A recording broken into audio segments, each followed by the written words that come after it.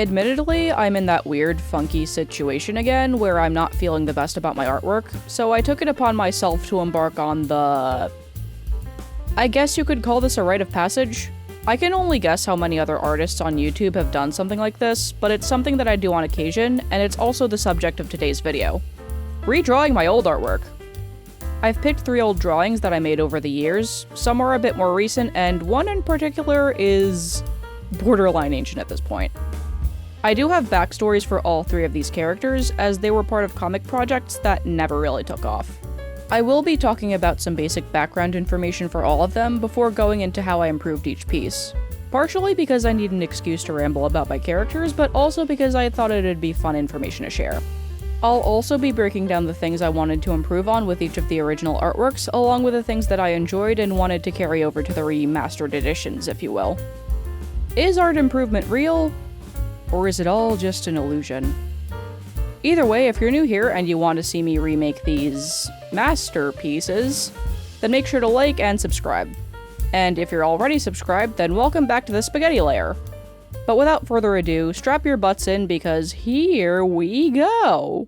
So first up is this girl. This is Dynia, whose name I think translates to pumpkin in Polish. She was one of 5 main characters of a science fiction webcomic project that I worked on in my last year of college. It was a project that I was pretty proud of and excited for at the time, but a lot of it was planned kind of on the fly, especially since it was for a webcomic class that I took, and that realization was what led to the project itself losing steam. It was supposed to be set in New York 100 years into the future, where this organization had to fight off aliens that had come through a tear in space-time that opened up. In a way, it did borrow from one of my other older story ideas, 26, that I've talked about on the channel before. Dynia was a pretty skilled fighter, specializing in long-range combat and support. But since I lost steam with this project very early on, I didn't get a chance to show her skills in action. This original image was drawn in 2019. I was actually taking a break from homework and doodling Dynia in a casual outfit, but then I chose to turn it into a finished artwork. The original image is actually 636 pixels by 786 pixels, which is pretty small. To be fair to myself though, I had a tendency to work on very small canvases at the time, and it was a habit that took some time to break. There are multiple advantages to working on a larger canvas, and I feel that one of the more important advantages is that a larger canvas allows for more detail and also a better resolution with the finished product, meaning your line work and the overall quality of the drawing will be sharper and cleaner than if you were to work on a smaller canvas. You can see in the original image that when you zoom in, the line art becomes more blurry than when you zoom out. Something that I also noticed when I revisited this image, that I thought nothing of when I first drew it, was that Dynia's eyes are a very close match to the background, which is also green. Granted, this is offset by the fact that her eyes aren't directly adjacent to the background, but it's still something that bothered me. Is that weird? I don't know. Now, for the things I do like about the original drawing, I like the outfit I came up with for Dynia, and I also really enjoy the squares I added in the background, even though I'm pretty sure that one was a last-minute decision. Remaking this drawing was pretty straightforward, so I don't have much to say here. In recent months, I started sketching different sections of the artwork in different colors, and also on different layers to make the process easier. Since I have a terrible tendency to get lost in the sketch and not know where to draw the lines when it comes time to do the line art. That and I tend to redo and adjust a lot of stuff when I'm sketching, and by sketching stuff on different layers, I don't have to compromise everything that's adjacent to it. In other words, it's a real time saver. There were multiple things that I changed between the original and the remake, like the pose and the adjustments I made to Dynia's outfit. As I worked on the sketch, I made sure to flip the canvas. Well, I had to remind myself to periodically flip the canvas since I have a terrible tendency to forget that, especially when I'm locked in. And as I did that, I changed the way the hair and the skirt flowed. Since Dynia is walking forward, it would make more sense for her hair to flow behind her, as opposed to just falling normally when one is standing still. I also realized her skirt was going the wrong way, which you can see in the original drawing. At least I'm pretty sure it's going the wrong way, so I fixed that as well. The rest of the sketch phase was me working on the arms, and my totally verified 100% favorite thing to draw, hands, before moving on to the line art, working on a vector layer as usual. For anyone who's new here, I do my line art on a vector layer instead of a raster layer because this way it's a lot easier to adjust any lines that didn't come out right the first time or might need a minor adjustment. With a raster layer, the lines will become more blurry if they're moved with, let's say, the rotate tool or the transform tool. For the coloring, I started with working on a gray base layer so I could set up my layer masks that I would use later. I'm sure there are other ways to set this sort of thing up, but this is just what I'm used to. I also filled out the background with light green and then dark green so I could catch any pixels that I missed while working on the colors themselves. Something that would be much harder for me if I worked on my colors while having a white background. And it also tends to be easier on the eyes. On a separate layer, I did my flat colors, keeping the palette the same, but giving it a greenish tint to fit the background. I filled out each section individually, like the shirt and the vest, adding gradients as I went along for added quality goodness. I also did most of the eye rendering on the flat color layer. Nothing too crazy, just setting down the shadows and the highlights. You'll notice that I actually somewhat changed the design of Dinya's shirt. Even though I like her outfit, I wasn't sure how I felt about the sleeves being the same orange as her skirt, especially with her sleeves being adjacent to a section of her also orange hair. I did struggle with the shading for a hot minute because I wasn't sure how I would approach it. I knew what I wanted the base color to be for the shading, but I didn't know if I wanted to fill sections in individually, or fill the entire layer with the shading before carving out each section. Ultimately, I went with the former approach, using a pinkish purple to complement the greenish background. Although I did change the background to blue at the end, because the problem with Dinya's eyes sort of blending in with the background still persisted, and I wanted to prevent that from happening in the redraw. I then used a darker shade of purple for secondary shadows to add more depth, and for the highlights I went in with an orange color similar to Dinya's hair. Though, if I remember correctly, I did use a more muted color in places where the orange highlights were too strong, like the bow. Then to finish everything off, I colored in parts of the line art to make it pop and worked on the background. I kept the squares from the original drawing and also added some other touches to make the background more interesting. And lastly, I added a noise layer for an added texture. I did originally put a noise layer because, admittedly, I thought it would be useful against AI generators, but I heard that noise layers aren't that useful, so I stopped using them for that purpose. I still put the noise layer though because I've grown quite fond of the texture it provides. And that's the first drawing done! This was actually my first time drawing Dinya since, I think, 2020, and it was both refreshing and nostalgic revisiting a character that's been put off to the side for some time. I'd like to draw her friends too at some point, but for now, let's move on to the next drawing. For drawing number 2, I have a character who is from the same universe as Dinya. Her name is Jupiter, and unlike Dinya, she was meant to be one of the story's antagonists. One of the otherworldly beings who traveled through the previously mentioned rift in space-time. However, these otherworldly beings weren't actually aliens. The truth of what they were was a bit more complex.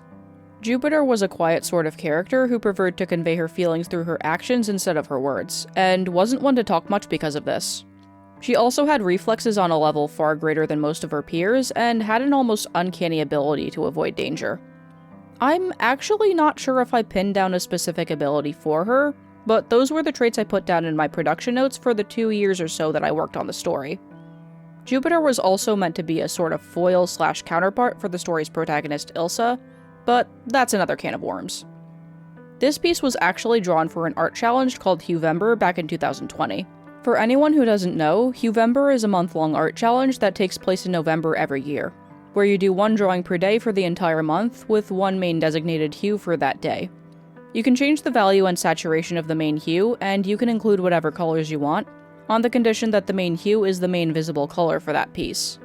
I've actually attempted to tackle this challenge at least 3 times in the last 4 years, to no avail. In fact, I think I had the most success in 2021, where I managed to make it to day 14 before the gas in my tank ran out. That, or I may have been swamped with other responsibilities. One day, I will finish this challenge. But back to the lady I named after a planet. I'm about to get references to Jupiter ascending in the comment section, aren't I? The drawing I did of Jupiter was for day 8 of the Huevember challenge, where the prompt wheel begins to transition from orange to red. I remember my vision for my attempt at the Huevember challenge was to take some characters of mine that I thought would be perfect for the designated color, and that was more or less how I chose Jupiter for this prompt, since orange was her signature color. I love the concept and the use of the main hue in the drawing, and hey, look, an actual background. But there are, of course, a few flaws. The biggest one I want to point out is that most of the image outside of the main hue is very dark. to the point where multiple aspects of the image are unreadable, namely Jupiter's hand, the hilt of her sword, and the rightmost pillar. The left pillar and the foliage in the background are also similar in color, and this particular area with Jupiter's coat is kind of ambiguous. There's more readability issues with this piece, but I don't want to start rambling, so let's get to the redraw. As with the original art, the redraw has a more fleshed out background. I have a track record of having trouble with backgrounds, but the background here actually isn't that bad, in comparison to some of my other backgrounds around that time. I drew Jupiter first before tackling the background, having references on hand for her pose and her left hand in particular. She is still holding her sword, so I would need reference at some point. I made minor changes to her design, and also to the butterfly she's looking at. I briefly hid the layer with a sketch of her hair, so I could see what I was doing when I sketched her outfit, and I made multiple adjustments to her hand when I noticed it was too big. For the background, I did a quick sketch and also sketched out Jupiter's sword, and then it was line art time. The line art process was similar to the last one. Something that I haven't mentioned yet is that when the situation calls for it, I do my line art on multiple layers. One of the downsides of doing your line art on a vector layer is that if you choose to merge it and you've erased lines with the eraser tool, it does some pretty funky things to your line art. I'm not sure how I can best describe this, but little bits and pieces of the lines will just disappear. Personally, I like to rasterize the line art layers before I merge to keep this from happening, but on the flip side, having my lines on multiple layers can be very helpful if I want to erase something without compromising the adjacent lines. So, not a complete loss, I would say. This especially came in handy for when I did the line art for the background. As you may have noticed by now, I simply blocked in the tree when I did the sketch, unlike the pillars and the bushes, so I just did the line art over the edges of that tree shape. Something that for some reason keeps happening to me, and I don't know if anyone else experiences this as well, is that even when I think I've drawn all of my lines and get to coloring, there's always at least one line that's completely absent from the final line art. So I have to go back and fix that up while I've already started coloring. It's a mess. I set up the groundwork for the layer masks, and then I started off by putting down the gradient for the background. I really like the sunset thing going on in the original drawing, so I carried that over to the redraw. It just gives the piece that special kind of vibe. Then I worked on the flat colors for Jupiter first, and then the background. Jupiter's outfit is mostly blacks and grays, but I didn't want those tones to be fully desaturated. I gave them an orangish tint to match the main hue used, and also so those tones wouldn't clash with the atmosphere of the piece. I did the shading on a multiply layer as I usually do, and I put a dark purple gradient at about 35% opacity over everything to add to the sunset effect, before beginning work on the individual shadows, starting with Jupiter. I went completely over the flat colors like I considered doing with the first artwork in this video before carving out individual sections where there wouldn't be shadows. I think my approach to shading depends on the individual piece.